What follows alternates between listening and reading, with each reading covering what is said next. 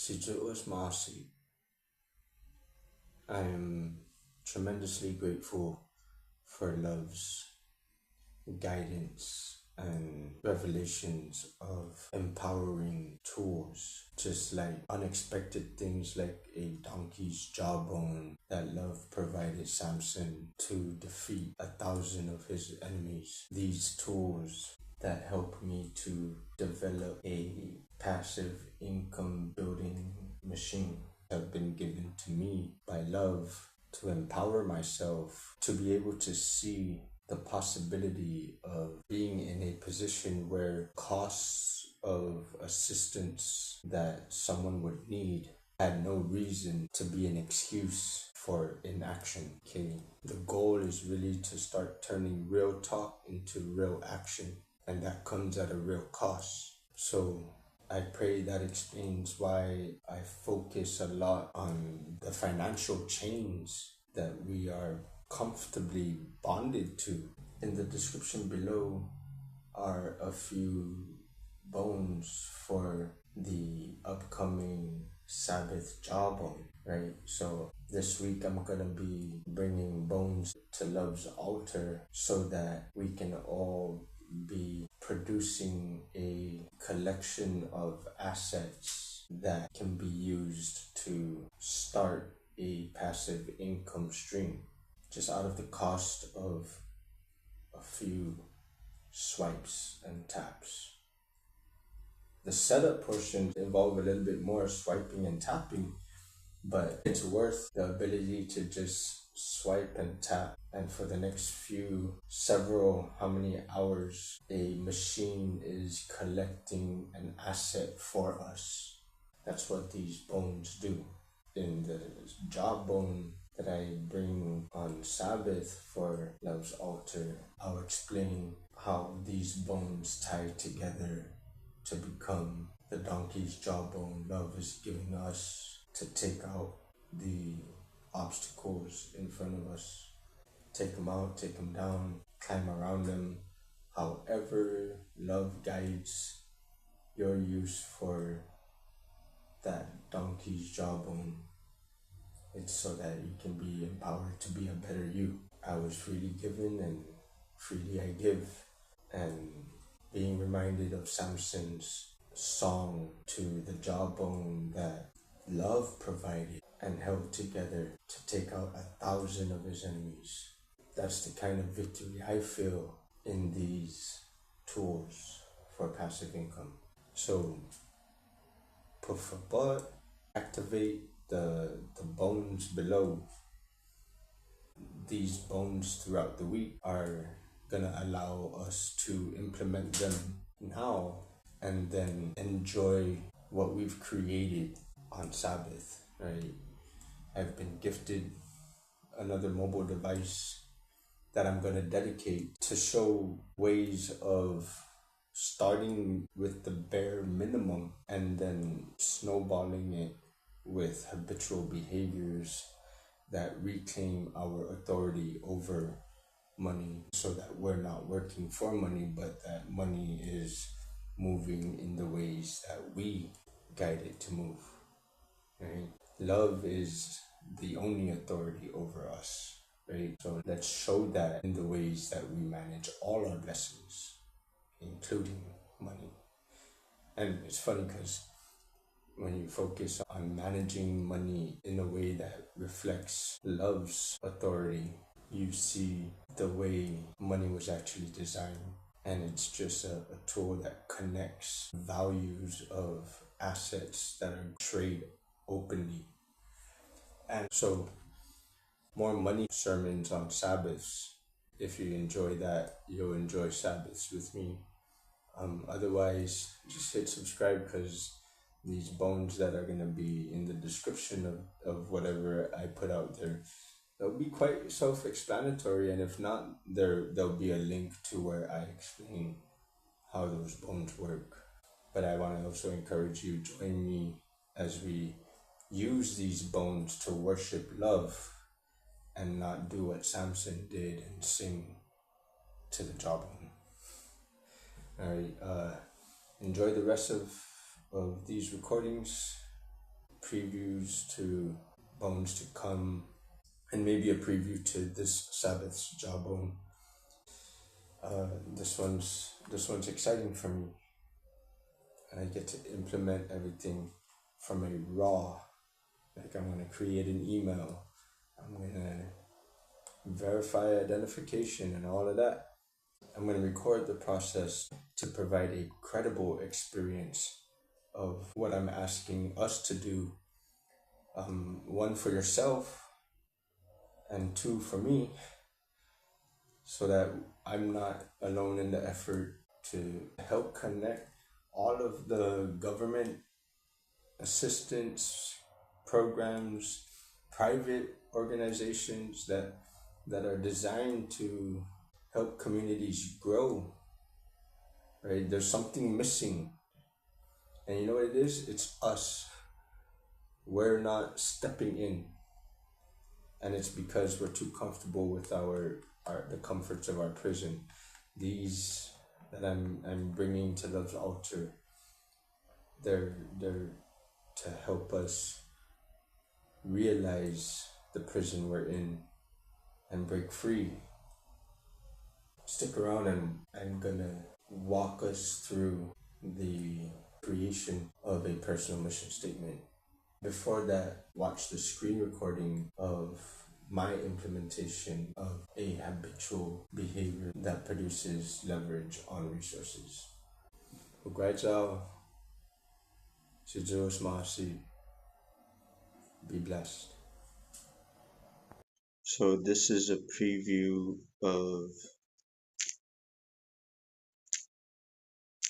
these future bones. Links to download these 3 apps are provided in the description below for you to start turning activity and inactivity into passive income. These tools are miners. They mine Rox coin. The miner is called a Robox miner. And so I'm just activating them. So now for this bone, how to write a personal mission statement. So this exercise helps us to realize whether the reason we're doing something lines up with the underlying desires that help us choose the actions we take, which lead us to where we are or where we want to be. So to find that root reason, right? Like, I may have titled this something concerning passive income. So this instructs to ask ourselves, why do we want passive income? For me, it's because I want financial freedom. And the instruction is to ask again, why would I want financial freedom? So why do I want financial freedom? So that I can empower others to be financially free as well. And then the instruction is to ask it again. So why would I want to empower others for financial freedom? Because I see the prison that we put ourselves in when we have money as our boss rather than us having money work for us. And then we can, ask again, why do I want that? And then we get to the root of why I am putting these jawbones on Love's altar as offerings for Love's glory. So let's ask why we want to write a mission statement, right? So I have 2 examples here. This first one takes us to writing a personal mission statement because we all should have one. This helped me to overcome the challenge of finding direction in a deep state of depression. So this exercise in writing a personal mission statement is life-saving. And it probably is because we start with an acceptance of the worst case scenario, the end of our lives. But to begin with the end in mind, then that's where we're going to start. So here the instruction is to write a eulogy.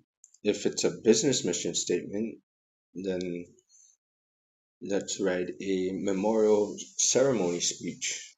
The key here is to use four different perspectives to identify the kind of character traits each sees, the contributions that impacted them, and the achievements that they viewed as honorable for mention during our funeral. And so the four perspectives here are um, as a family member or a partner, right? And if you don't feel you have anyone that close, just imagine what that someone would be like if, or rather when you find that someone. Same thing with a friend or a neighbor, a colleague, someone who's like a peer, right? Someone who struggles the same kind of social struggles that life seems to bless us with. Then there's the coworker or boss or mentor or coach, someone who knows us professionally. And then there's the social perspective, where someone in church or a book club or volunteer group or any group that you only share pretty much your Facebook page, right? Facebook friends, probably, or Instagram. What would a follower on your social feed write at your eulogy about our character, our contributions, and our achievements, right? When the three elements of the four perspectives are identified, we can then identify the roles that are naturally embedded in our hearts, right? For me, so here's my answer to the end of why, right? And then here's a reminder again of the area of focus: family, friends, work, community, character, contribution, and achievements. So the roles I identified were that as a father, uh, I try to be an example. As a son, I try to be a student. As a brother, I work hard. As a neighbor, I like to be friendly. As a helper, I pray I'm resourceful. As an encourager, I move to be supportive. As an entrepreneur, seek to be innovative. As a manager, I focus on being organized for the sake of efficiency. And as a server, try to be thoughtful. As a leader, try to be selfless. As a speaker, I try to be inspiring. As a writer, I try to be credible. So with all those um, roles, uh, to fulfill them, I need to set the standard. I need to participate. I need to push through. I need to have genuine care. I need to empower. I need to motivate. Uh, I need to identify areas of needed improvement. I need to solve problems. I need to fulfill needs. I need to have committed efforts. I need motivating communication. And I need reliable information. So, um, those, I mean, they sound like wants, but in the writing of the eulogy or eulogies that were instructed, um, these wants are seated at the deepest depths of my heart. And so, in order for me to have a life that gives me the sense of love's abundance for me, then these become needs. And so this is the personal mission statement that these needs um, became ingredients for.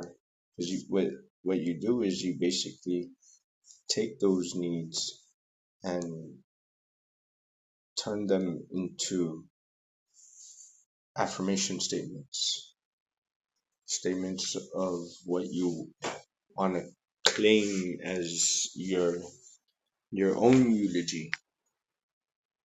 Um, so for me, my most basic principle is selflessness. To accomplish practicing this effectively, I will exercise sufficient self-care. My word is my bond. I am an example of integrity, loyalty, humility, generosity, dependability, and responsibility.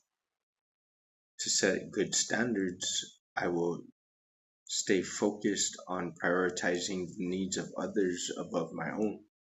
I am accountable. My involvement in the community around me will inspire, empower, and motivate others to achieve their goals, improve the quality of the lives around them as well as their own. I am response able to respond however I choose. I choose to love. And then, as a business developer, I took the opportunity to share what I've developed as a professional mission statement as I seek to develop Brother Ben Incorporated. Essentially, it will be built as a insurance company. Um, so that's it for this how to write a mission statement. Please look over the um, what I wrote on the Brother Ben Incorporated mission statement and give me some feedback.